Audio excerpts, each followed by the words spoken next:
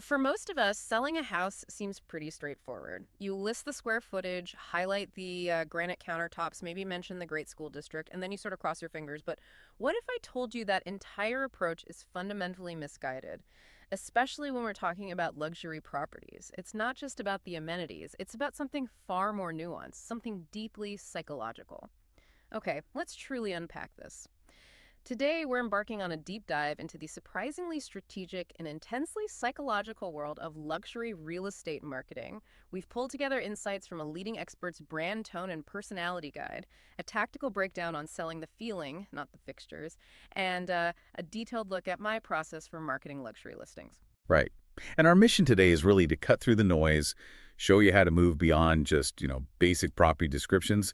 We'll explore what truly captivates high net worth buyers, offering you a kind of shortcut to understanding the precision, the confidence, the authenticity that's just essential in this niche. The core principle you'll grasp, I think, is that luxury isn't a price point, it's a presentation. It's a complete shift in perspective. And frankly, well, it's what separates the truly successful from everyone else in this game. That's a bold claim right out of the gate. Luxury isn't a price point, it's a presentation. Huh. What makes that truth so difficult for most people to grasp, especially when they're, trying to sell a high-end property? What are those common pitfalls sellers fall into when they only focus on the price tag and the tangible features? Yeah, it's a common misconception, isn't it? Most people assume luxury buyers are these highly rational spreadsheets and soups just poring over financials and spec sheets. But what's truly fascinating here is that they're primarily making emotional, status-driven decisions wrapped in logic. They're not just buying a property, they're buying a lifestyle, an identity, a feeling. As one of our sources puts it so succinctly, luxury buyers buy emotion, not square footage.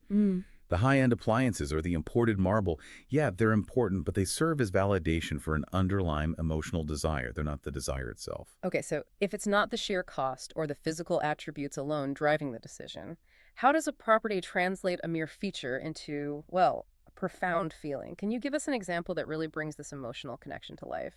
Absolutely. Think about walking into a truly exceptional home. You ever experience that moment where it feels less like a house and more like you're stepping into a meticulously curated boutique hotel? There's subtle ambient music maybe playing. The lighting is absolutely perfect, highlighting architectural details. The decor feels clean, intentional. And then there's that distinct, luxurious scent, maybe a hint of eucalyptus or something bespoke that just, well, it smells like sophisticated wealth. You're often captivated, right? Sometimes even sold before you've even made it to the kitchen. That's the vibe that sells. It's immersive, it's sensory, and it's deeply emotional. That's a really powerful way to frame it. That vibe clearly makes a huge impression. So, beyond this general feeling, what are the specific desires that elite buyers consistently prioritize? What are the key, maybe unspoken demands driving their decisions? Right. If we connect this to the bigger picture, it's about understanding a hierarchy of core desires that really go beyond square footage or bedroom count. Elite buyers are fundamentally seeking things like privacy, prestige, convenience, emotional ROI, and exclusivity. Notice, these aren't physical attributes, are they? These are feelings, experiences, statements about their life and status. They're looking for what the property does for them emotionally, not just what it is physically. Okay, that makes a lot of sense, but it still feels a bit abstract, perhaps. How does a physical feature like on a property actually become one of these powerful emotions? Let's get really tangible. Can you give us some concrete examples from the sources we looked at? Certainly. Let's take something like a five-car garage. Okay, on paper, it's just vehicle storage, right? But what it truly offers is far more. It's about housing the Ferrari, the range, the golf cart, the beach cruiser, and let's be honest, the ego. It's a symbol of abundance, passion, the freedom to indulge. A statement piece in itself. Exactly. Or consider a zero-edge pool with a breathtaking view. That's not simply a feature. The source says that's a statement. It screams luxury, relaxation, and enviable lifestyle. These elements aren't just pretty. They tap into our innate desire for awe, for spaciousness, for a sense of peace that transcends the everyday. And when we talk about emotional ROI, buyers want to feel something profound. They crave elements like sunset views, high ceilings, dramatic entries, architectural wow moments. So your staging isn't just decorating. It has to bring these feelings to life, amplify them, connect directly to that desired sense of self-worth and belonging. Okay, so we understand these desires and how certain features can, evoke them. But how do you actually engineer a property's presentation to trigger those specific powerful emotions? How do you move beyond simply describing a space to truly telling a compelling emotional story? It's precisely that shift. It's moving from description to crafting a narrative. We're painting a vivid picture that resonates deeply with their aspirations. For example, as the material suggests, we're not selling a dining room, we're selling the Thanksgiving experience. You're inviting them to envision festive gatherings, laughter, cherished memories in that space. You're selling the potential future. Exactly. Or we're not selling a living room, we're selling hosting the big game. Hmm. You're selling the excitement, the camaraderie, the luxurious comfort of entertaining friends and family.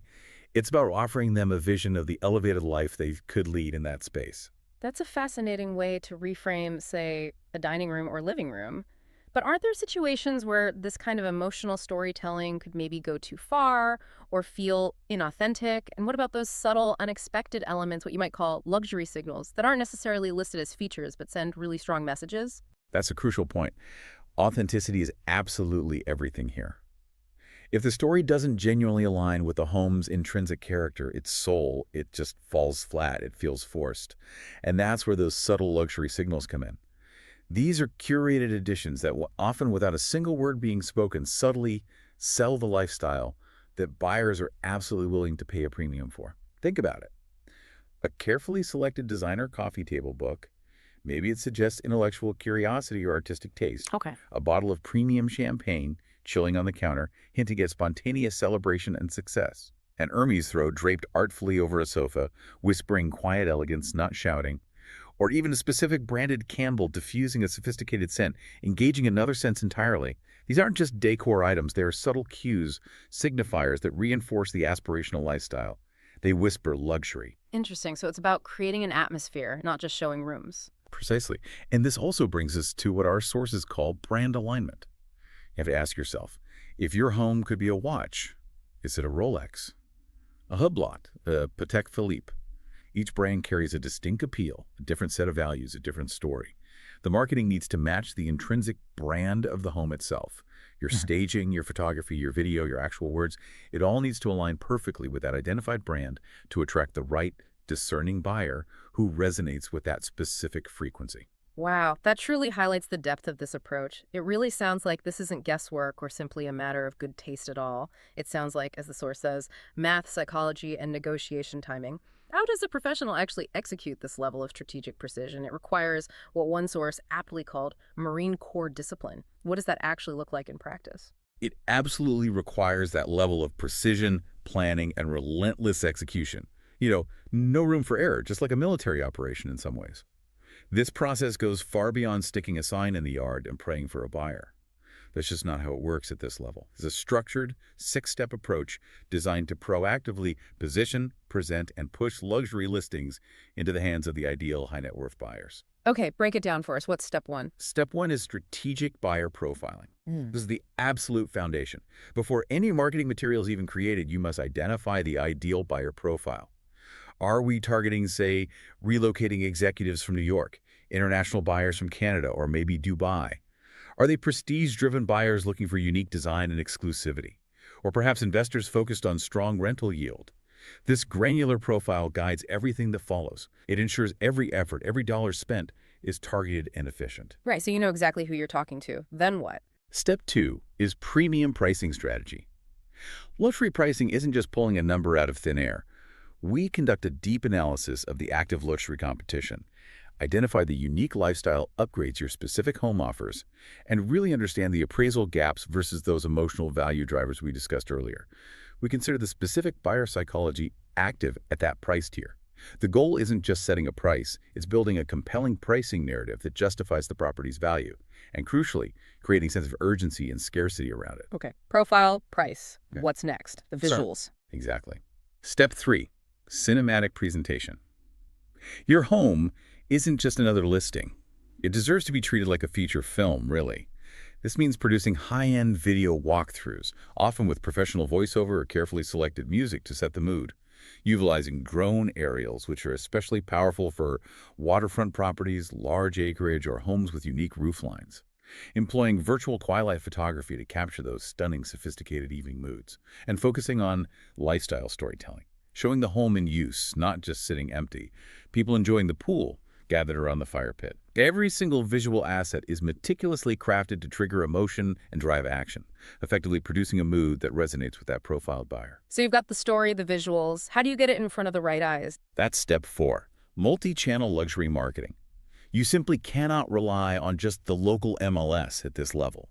It's necessary, but not sufficient. This involves launching targeted campaigns on curated luxury platforms. Think The Real Deal, Mansion Global, James Edition, places where these buyers congregate online. We deploy digital ad campaigns geofenced to affluent zip codes, both across the U.S. and sometimes abroad, depending on the buyer profile. We leverage Instagram and YouTube Reels with strategic hooks designed to capture attention quickly in a scrolling world. And, critically, we employ direct, personal outreach to a carefully cultivated luxury buyer Rolodex and broker network. This isn't just about visibility. It provides presence and credibility where it matters most. Okay, that sounds comprehensive, but what about properties that need a quieter approach? Good question. That brings us to step 5, which, when needed, is a private access strategy. For certain ultra-exclusive listings, or sellers who demand discretion, the best approach is often one of quiet confidence. This might involve NDA-required previews before any information is shared widely. It could mean private showings only by appointment, strictly vetted, and strategic off-market exposure, talking directly to investment groups, relocation executives handling C-suite moves, and top high-end buyer agents. This increases exclusivity, creates genuine intrigue, and crucially prevents a unique property from becoming stale in the open market. Makes sense. And the final step, getting the deal done. Precisely. Step 6 is smart negotiation and closing. This isn't about adversarial back and forth. It's about proactively shaping the offers before they even come in sometimes.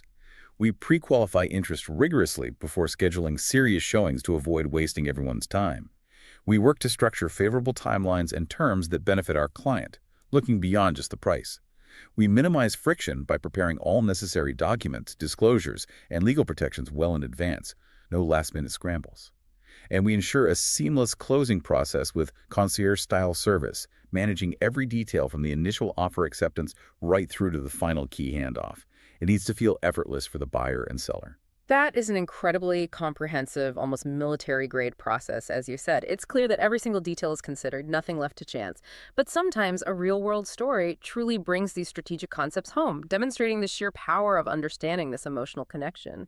Do you have a case study you can share where this exact process made a tangible difference? I do, actually. A really clear example. I took over a listing in Boca Raton, stunning modern home.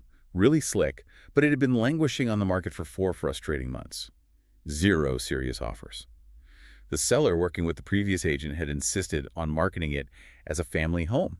Despite its very contemporary, almost minimalist, sleek design, that was the fundamental disconnect. Okay, so if the previous strategy was selling family home, but the property's intrinsic brand, like you described earlier, is something totally different, what was the turning point? How did you pivot? It's exactly right. The house absolutely screamed bachelor luxury or maybe power couple retreat. Think sleek limes, the fantastic entertainment space, 0 backyard for kids. The emotional connection they were trying to forge was completely off for the actual target market. The turning point was when we came in and completely repositioned it. We said, okay, let's embrace what this house is. We swapped the staging out, went the cozy stuff. In came sophisticated bar seating. We created a discreet cigar lounge setup in one area. And yes, we even parked a sleek Porsche 911 in the driveway for the photo shoot to really amplify that specific lifestyle message. Wow, a Porsche. Yeah, it sounds theatrical, but it sent an immediate, powerful signal about the intended occupant. We stopped trying to appeal to everyone, and we started talking directly, laser-focused, to the right one. And the outcome? Did this dramatic strategic shift actually pay off? It absolutely did. It was almost instantaneous. The property sold in 11 days. 11 days, after 4 months. 11 days. The buyer, a high-net-worth individual, saw the new marketing online, flew in from NYC, walked through the house once, and wired the funds the same day. All cash. It was just perfect, immediate validation of the principle. It was about selling the feeling to the right person. Getting that precise emotional connection right is absolutely everything in this market segment. So what does this all mean for you, our listener listening in today? We've gone beyond the drywall and the dimensions to see that selling a luxury home isn't about simply listing its features and hoping for the best. It's about deeply understanding the psychological triggers, the aspirations of your ideal buyer. It's about, as the sources emphasize, strategy, precision, and commanding attention. Ultimately, it's about selling the dream, the feeling, not just the physical structure. So, what does this all mean, really? Well, what's crucial to take away from this deep dive, I think, is the comprehensive approach we've explored. It's smart, tactical, and unfiltered, as one source puts it. It's executed with absolute precision, unwavering confidence, and, importantly, genuine authenticity. It can't feel fake. It's about knowing who your buyer really is at a fundamental, almost intuitive level, and then understanding how to reverse engineer your listing strategy to speak directly to their deepest desires and aspirations. And, this raises an important question. Indeed, it does. If a luxury home is truly a position asset, meticulously designed and marketed to evoke a specific feeling for a very targeted buyer, what feeling are you selling in your own endeavors, whether it's a product you make, a service you offer, or even how you present your personal brand? How can you apply these principles of deep psychological insight and strategic presentation to better connect with your ideal audience, whoever they may be? Something to think about. Until next time, sell smart, stay sharp, and never ever undersell your own unique asset that deserves the spotlight.